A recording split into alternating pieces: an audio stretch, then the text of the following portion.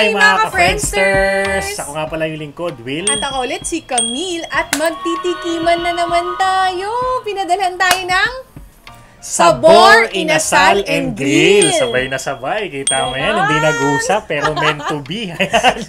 At habang tinitikman natin tong Sabor, Inasal, and Grill, kukuha na ako ha. Tuturuan tayo ni Will kung paano mag-Ilonggo. Itong Sabor, Inasal, authentic Ilonggo. Yung mismong chef nito, yung gumawa nito. Oo, di ba? Talagang panalong-panalo. Kaya magpapaturo siya dahil syempre, na-inlove siya. Kasi alam ko na yung masarap eh, namit. Namit gid yung masarap. Na-inlove sa Ilonggo. Oo, kaya pag-aaralan niya ngayon. Namit, tama, masarap. Oo, masarap. Oo. So, titikman ko kung namit. Amoy pa lang nito, namit na. Namit nga. Authentic. Namit, mga ka-friends. Ano pa gusto mo malaman? Anong Ilonggo ng ihaw? Ihaw, sugba. Oo, diba? Sugba! Inihaw, oo, parang gano'n, Pamilya yung sugba sa akin yung Ilonggo ng lasa. Sabor. Ayan, sakto. Sabor. Diba? Sakto, sabor. Kaya namin natin yung lasa, no? O sabor. Lang pinadala sa atin ng Sabor, Inasal, and Grill. Kasi, hindi to commercialized Talagang authentic talaga. Kung ano yung natitikman mo sa Bacolod, sa Iloilo, ito mismo. Yung timpla. As in, authentic na authentic. Yung asim niya, saktong-sakto. Yung asim at alat. Favorite ko to, guys. Ayan, para tayong nag-ano, no? Para tayong nagbacolod, Iloilo in a snap. Para ka nakapunta dun, no? Correct, oh. Ayan, lasang bacolod pa, no? Nanunuot talaga, mga ka-Friendster. Tingnan nyo. Iba Chicken talaga. inasal nila to, Ito, ano to? Ito ay yung isol. Puwet ng manok, no? Puwet ng manok. Kumakain ka ba? Tignan natin yung isol. Kasi, meron kasing urban legend, no? Meron kasing urban legend, mga ka-Friendster. Kapag kumain ka daw ng puwet ng manok, uurungan ka daw ng mga chicks. Totoo ba yun? Pero kung ganito kasarap yung isol, di baling urungan ako. Kasi talaga sobrang ba? sarap. True ba, guys? True ba? Sobrang panalo, mga ka-Friendster. Talagang perfect na perfect siya, no? Sa mga family gathering, talagang pag kinain mo to para kayo nagbakasyon. In a snap. Ganun katindi. At dahil sobrang namit ng inasal, no, ng sabor, mayroon din silang pinadala sa atin ng mga chorizo. Ayan, wow! Hamonado yan! Oo, ito hamonado, yung pula. At medyo ito naman matamis. yung recado. Ayan, yung garlic. Garlic. Ayan, so kahit anong trip mo, pasok pa din, di ba? So titikman natin yan. Gusto ko yung garlic. Akin yung hamonado. Ayan, Di kuha ba? ko isa. Oo.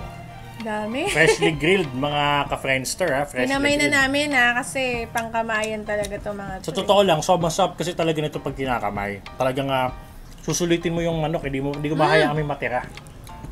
Ang sarap ng recado. Medyo maanghang, ha? Hamonado matamis. Yan. Yung recado maasim, na may garlic, tas maraming sili, anghang.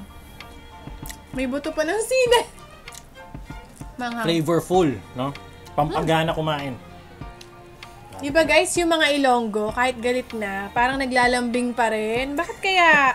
Sampulan mo nga kami pag galit na. Ayan, no? Pag Ilonggo kang galit. Actually, yan ang pinaka-kinatutuwa ng ibang mga kababayan natin. Pag Ilonggo do, kahit nag-aaway na, kahit matindi na yung pinagdadaanan, pag pinapakinggan mo, kala mo, naglalambingan pa rin. So, ito example, For example, maghihiwalay kami. Knock on wood, saan yung kahoy? Wala kaming kahoy.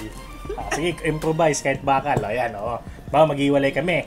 Ito ang salita ng mga Ilonggo kapag magko-confront sila na nag-aaway. Okay, 5, 4, 3, 2, 1, action. Mabulagay, natabala. Kaya hindi na ko kaagwan. Tas ang batasan mo. Pirmi ka na lang gasyagit. Pirmi na lang taga-aaway.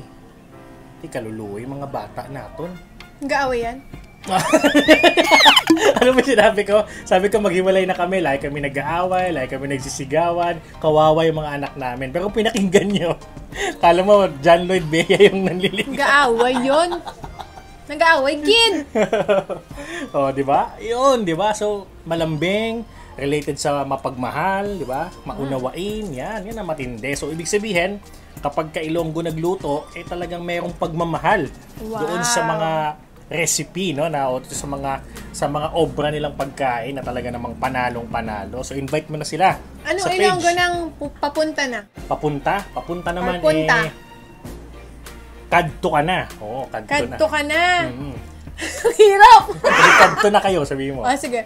Kadto na kayo sa page ng Sabor, Inasal, and Grill para matikman nyo na rin yung authentic chicken inasal at meron din silang mga chorizo at isol. Ayan. Puwet ng manok. Madami pa, may mga leeg pa dyan, kung ano-anong mga authentic Ilonggo recipe, no? Talagang panalong-panalo yung lahat. Available din sila sa Food Panda, mga ka-friends. So, wag na magpahuli pa. Siyempre, ang tip ko sa inyo, magkamay kayo. Promise, di ba? Pag nagkamay kayo, mas ramdam nyo yung authenticity. Authenticity. At mapapakanin kang marami.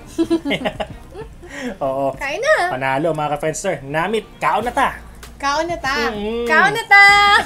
And it feels so right. It's like luck is raining on me. Go and follow your heart. Doesn't matter how far. There is so much love to